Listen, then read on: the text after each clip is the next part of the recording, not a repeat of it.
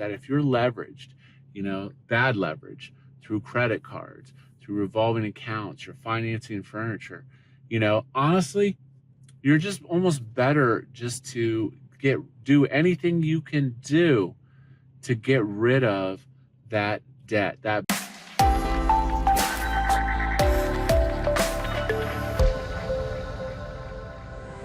Cryptoslo with more crypto gains. If you didn't see my other video, you're not in Elephant.Money, BNB, baby. Well, it's WBNB. Get in before 5 o'clock tomorrow. That's when the deposit happens. So just a reminder, if you're not in Elephant, nice steady gains, because we don't know what this market's going to do. Okay, with that, so today I want to talk about leverage. There's a lot of videos right now circulating. If you follow some economic people like me, Kevin,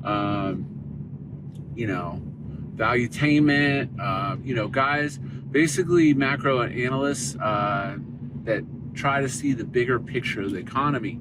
And a lot of uncertainty comes from leverage. And what do I mean by leverage when I'm talking about leverage?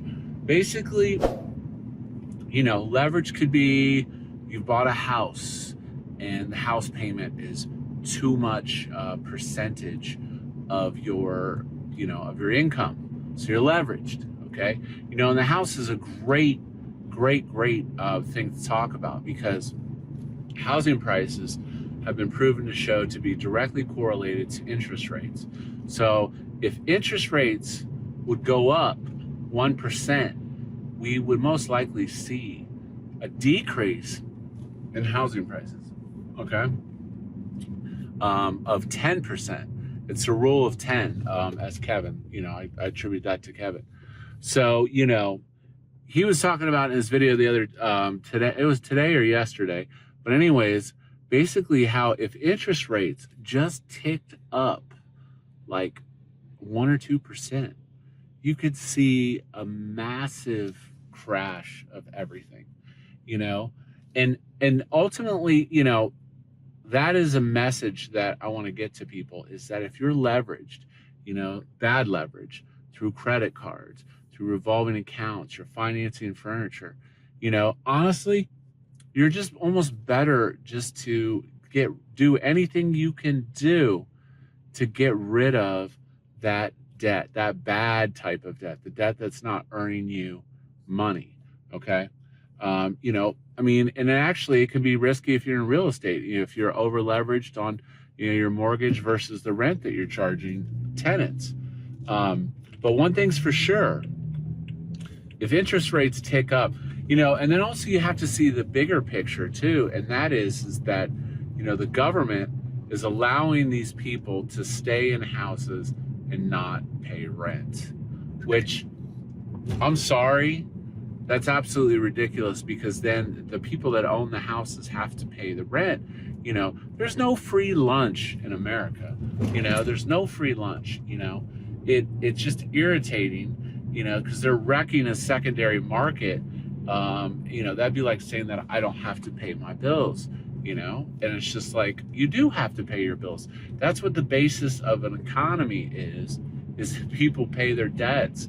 Because if everybody can just default on their debt, then, the trust is lost in money, But, really look at your personal income and your debt load that you're carrying. Because I'm not saying the economy is going to go into the crap can, But what happens is when everybody is leveraged, everybody's leveraged to the max, okay?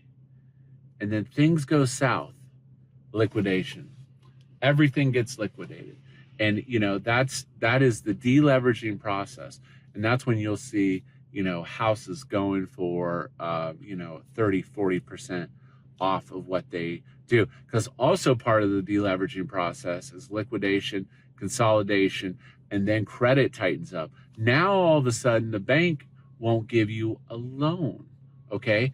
So it's best to do anything you can possibly do to get out of credit card debt.